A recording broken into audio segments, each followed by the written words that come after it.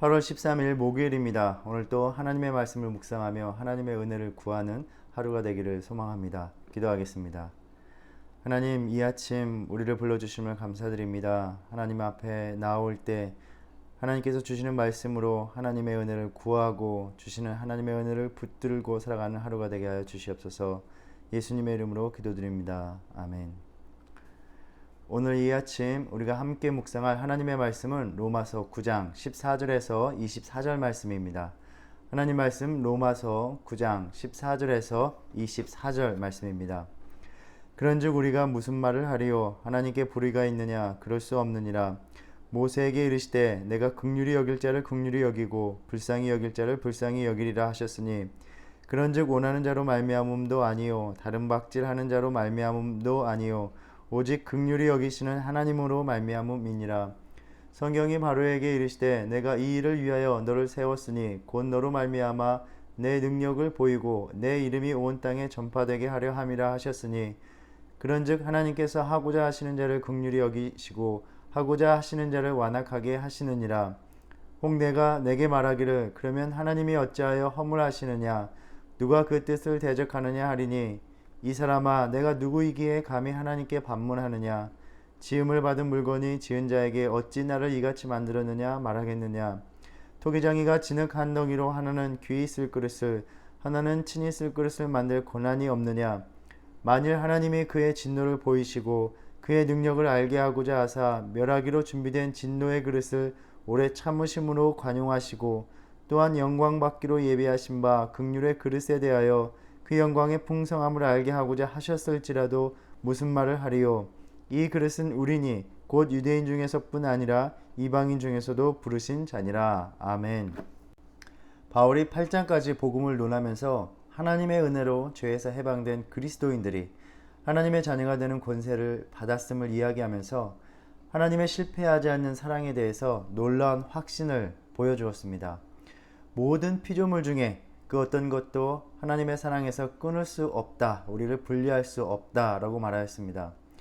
왜냐하면 이 피조물의 주님이 바로 우리에게 은혜를 베푸시는 하나님이시기 때문입니다. 그 하나님이 우리에게 자기의 아들까지 주셨기 때문입니다. 그리스도인은 이 놀라운 은혜를 잊고 성령으로 인해서 하나님이 주실 장래, 이 놀라운 구원을 알게 되고 맛보는 삶을 살아가게 됩니다.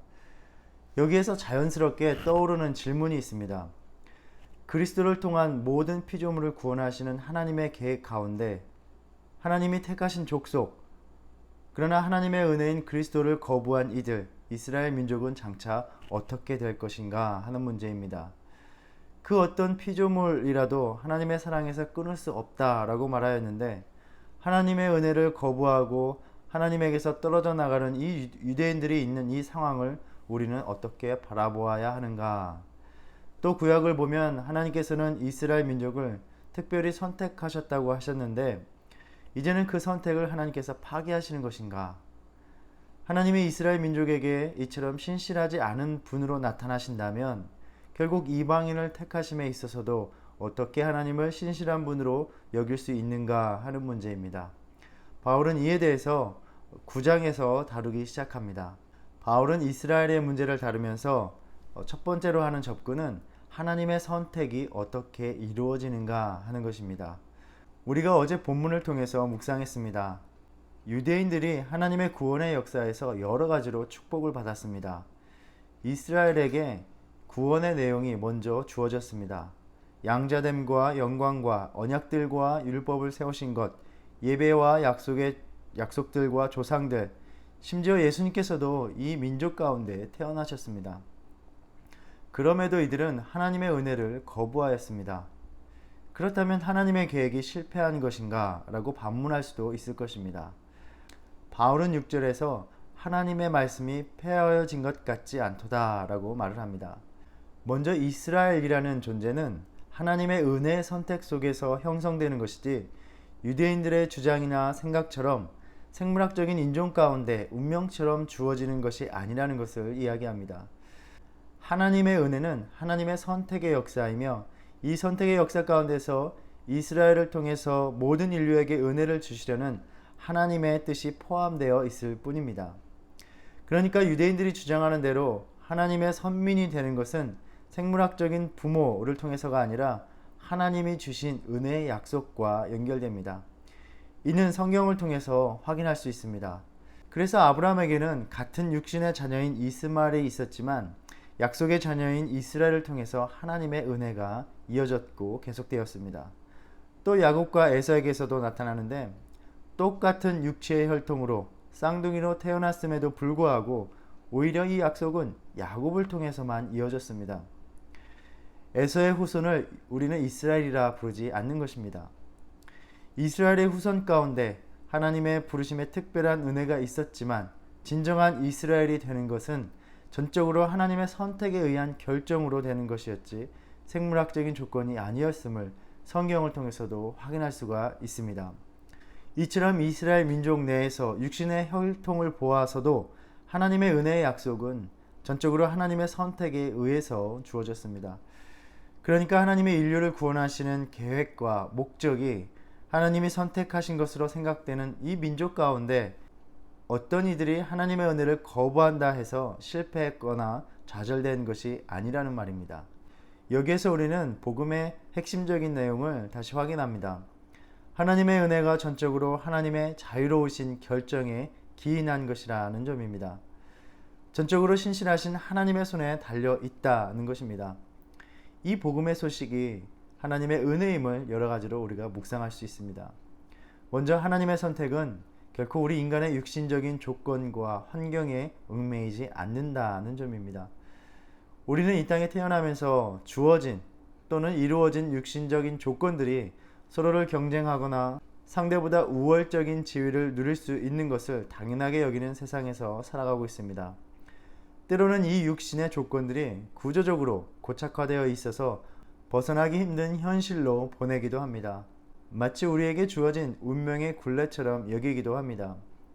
아마 유대인들은 하나님의 선택이 이미 자신들에게 주어진 운명이라고 여기면서 그것을 복 또는 은혜라고 여기며 살고 있었을 것입니다.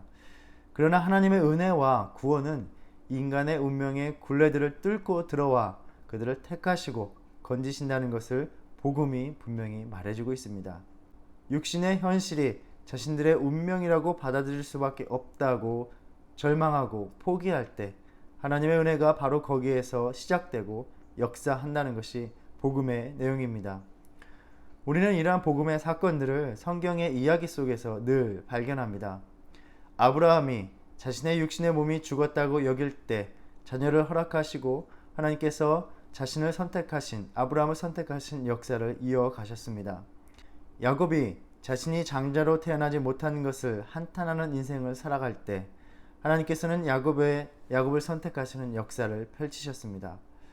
이스라엘 백성들이 자신들은 평생 노예로 살다가 죽어야 한다라고 운명처럼 여길 때 주님은 그 약속을 잊지 않으시고 그 백성들을 건지시는 선택의 역사를 이어가셨습니다. 출애굽한 이스라엘 백성들이 자신들을 쫓아오는 바로의 군대를 뒤에 두고 하나님의 선택의 역사가 이제 실패한다라고 좌절할 때 주님은 바닷길을 여셔서 하나님의 말씀이 폐하여지지 않았음을 보여주셨습니다. 아무도 다윗을 이스라엘의 왕이 될 자격이 있다고 여기지 않을 때 주님은 다윗을 그 마음에 합한 자로 여겨주시고 택하여 주셨습니다. 홀로 남겨진 엘리야가 쫓기며 더 이상 소망을 발견하지 못하고 자신의 생명을 거두어 주시기를 구할 때 하나님께서는 그의 극심한 고통 가운데서도 보살피시고 살아가게 하심으로써 하나님의 선택한 백성을 만들어가는 역사를 이어 나가셨습니다. 제자들이 풍랑을 만나 두려움에 휩싸일 때 예수님께서는 그들에게 다가오셔서 그들의 육신의 현실이 끝이 아님을 말씀해 주셨습니다. 베드로가 예수님을 저주하며 부인하였을 때 아마 자신은 더 이상 제자로 받아들여질 수 없다라고 여길 때 예수님께서는 용서의 손길을 베풀며 그 선택의 역사를 계속해 나가셨습니다. 아마도 자신의 육신의 조건으로 하나님의 선택을 받았다고 생각하는 유대인들 혹은 오늘날에도 남보다 나은 육신의 조건들이 좀 더 은혜에 가까워질 수 있다라고 여기는 왜곡된 신앙을 가진 이들에게 바울이 전하는 복음의 메시지는 광야에서 세례를 베풀었던 요한의 선포와도 같다고 볼 수 있습니다. 그러므로 회개에 합당한 열매를 맺고 속으로 아브라함이 우리 조상이라고 생각하지 말라. 내가 너희에게 이르노니 하나님이 능히 이 돌들로도 아브라함의 자손이 되게 하시리라. 복음은 우리가 처한 인생의 어느 상황 속에서도 하나님의 은혜는 결코 실패하지 않는 역사라는 것을 말해줍니다. 하나님의 약속이 폐허지지 않기에 오늘 또 역사하기에 그분의 선택 가운데 우리는 하나님의 자녀가 되었습니다. 하나님의 자녀가 되어 하나님을 아버지라 부르고 우리를 위해 그분의 자녀를 위해 예비하신 영생의 생명의 세계로 인도함을 받고 있습니다. 하나님의 은혜로운 선택의 그 신실하심이 우리의 삶 속에서도 지금도 계속되고 있습니다. 하나님의 선택된 백성이 존재하는 것은 하나님이 택하실 것이라는 약속에 근거한 것이지 이렇게 인간들이 스스로 내세우는 육신의 조건이 아니었음을 바울은 계속해서 이야기하고 있습니다. 바울은 이러한 하나님의 은혜의 선택을 이야기하며 반문합니다. 그런즉 우리가 무슨 말 하리요? 하나님께 불의가 있느냐? 그럴 수 없느니라. 하나님이 선민을 택하시는 이 역사를 볼 때 그 자유로우신 결정 속에서 은혜의 본질이 명백히 드러나기 때문입니다. 그래서 우리는 감히 하나님의 불의에 대해서 문제 제기를 할 수 없다라는 것입니다. 신실하신 하나님의 선택의 행위는 아브라함의 육신의 환경 때문에 그렇게 선택하신 자의 역사적인 상황의 변화에 따라서 그들의 처한 비참한 상황에 따라 흔들리지 않았고 하나님의 은혜의 목적들이 계속해서 흐르고 있었습니다. 하나님의 선택은 처음부터 유대인이라는 민족적인 테두리에서 제한되지 않고 있었던 것입니다. 하나님은 여전히 믿음의 근거에서 선택하시면서 자신의 백성, 선민을 구성해 오고 계셨습니다. 이런 의미에서 우리가 복음을 믿는다는 것은 선택받음이, 구원받음이 절대적으로 하나님의 주권임을 인정하는 것입니다. 하나님의 주권 아래서 이방인이 하나님의 백성이 되는 것과 구약에서 이스라엘이 하나님의 백성이 되었던 것은 하나님의 자유로운 선택이라는 동일한 일관된 원리를 갖고 있었습니다. 때로 우리 신앙인들이 가장 많이 실수하는 것, 간과하는 것이 하나님의 이 자유로운 주권을 인정하지 않는 것입니다. 마치 하나님은 당연히 우리를 사랑하셔야 하는 분으로 여깁니다. 하나님은 우리의 간절한 기도를 다 들어주셔야 하는 분으로 여깁니다. 하나님이 나의 열심에 보상을 하셔야 하는 것처럼 여기는 것입니다. 마치 하나님과 나와의 관계가 어떤 조건에 계약에 얽매인 것처럼 생각합니다. 우리 나름대로의 신앙의 논리를 만들어내고 거기에 하나님을 가두어 버립니다. 하나님을 예측 가능한 분으로 만들어 버립니다. 그렇게 우리의 예측과 인식의 범위에 하나님을 놓고 그것을 벗어나는 하나님에 대해서 원망하고 불평하면서 하나님의 손길이 얼마나 큰 은혜임을 잊기 시작합니다. 하나님은 나를 사랑하실 이유가 없습니다. 하나님은 나에게 복 주실 의무가 없으신 분입니다. 하나님은 그분의 능력으로 나를 어려움 속에서 건지실 이유가 없는 분입니다. 그런데 하나님이 그렇게 하시기로 마음먹으시고 오늘도 나의 하나님이 되어주시고 나의 기도에 귀 기울여 주시고 나의 부르짖음에 어루만지시는 손길을 내어주시기로 선택하신 것입니다. 나의 하나님이 되어주시기로, 그래서 나를 버려두지 않기로 하나님께서 그분의 자유로운 선택 가운데 마음먹으신 것입니다. 뜻하지 않은, 그럴 필요가 없는 상황에서 나를 도와주는 사람들의 손길에는 황송해하고 고마워하면서 이 하나님의 뜻하지 않은 은혜에 우리는 얼마나 감사하며 살아가고 있습니까? 오늘도 이 아침 주님 앞에 참 많은 간구를 들고 나왔을 것입니다. 그러나 그 간구를 드리기에 앞서서 먼저 이 하나님의 은혜에 감사하며 시작하는 하루가 되기를 바랍니다. 이렇듯 바울은 하나님의 구원에 있어서 이스라엘의 문제를 다루면서 우리가 복음의 의미를 배울 때 명심해야 될 점들을 가르쳐주고 있습니다. 먼저 구원의 은혜를 베푸시는 하나님은 이 세상의 창조주이시며 통치자로서 모든 주권을 가지신 분으로서 행하고 계신다는 것입니다. 하나님의 구원을 이야기할 때 우리는 피조물로서 마치 하나님이 왜 이 세상을 그렇게 창조하셨는지 또 그러한 방식으로 섭리해 나가시는지를 물을 자격이 없다는 것입니다. 하나님의 주권과 그분의 방식을 논하는 것은 우리 피조물이 할 수 있는 영역 밖의 일입니다. 어쩌면 하나님의 일에, 하나님의 정의와 공평하심에 대해서 많은 의문과 문제제기를 하는 것에 익숙해 있는 그런 이들에게는 이것이 상당히 거부감이 일 것입니다. 그러나 복음의 메시지는 하나님을 거부하며 불순종하며 죄악으로 점철된 세상을 만들어가고 있는 우리 인간들에게 자신의 존재에 대해서 그 현실을 직시할 것을 분명히 말하고 있습니다. 자신이 피조물임을 인식하고 하나님의 구원의 손길이 절실한 그러한 상황에 있는 그러한 존재임을 깨닫게 될 때 복음의 의미를 진정으로 알게 된다는 것입니다. 우리가 하나님의 전적인 자유로운 선택의 손길에 놓여 있다는 것이 이 세상과 스스로를 파멸로 몰고 가고 있는 자신에게 얼마나 은혜로운 일인지를 깨닫는 것이 복음의 좋은 소식입니다. 무엇보다 오늘 본문은 복음의 절대적인 주권자이신 하나님이 선택하신 자들을 위하여 긍휼로 일하시는 분임을 말해주고 있습니다. 오늘 본문에서 계속해서 나오는 단어가 바로 긍휼이라는 말입니다. 15절에서 출애굽기 33장 19절을 인용하며 말합니다. 나는 은혜 베풀 자에게 은혜를 베풀고 긍휼히 여길 자에게 긍휼을 베푸느니라. 이 말씀은 모세가 금송아지를 만들어 우상 숭배의 범죄를 저지른 백성을 용서하시고 친히 그 백성과 함께 가시기를 간구할 때, 그렇게 모세가 구할 때 하나님께서 대면하여 주시겠다고 하시면서 주신 말씀입니다. 이 긍휼이 원하는 자로 또 다른 박질하는 자로 말미암음이 아니라고 말합니다. 즉 인간의 요구나 어떤 행함, 인간의 능력에 달려있는 문제가 아니라는 것입니다. 오늘 본문을 읽으면서 우리가 하나님의 주권이 어떻게 행사되는가를 잘 보아야 되는데 어쩌면 우리는 오해하기 쉬운 것 같습니다. 하나님의 자유, 하나님의 전적인 주권은 하나님의 마음대로 행하시면서 어떤 사람에게는 은혜를, 어떤 사람에게는 심판을 행하신다라는 식으로 이해하는 것입니다. 그러나 바울이 오늘 본문에서 초점을 맞추는 것은 그 같은 우리식대로의 논리의 대조 혹은 균형이 아닙니다. 하나님은 오직 선택한 자들을 위해서 긍휼로서 일하시는다는데 바울의 초점이 맞추어져 있습니다.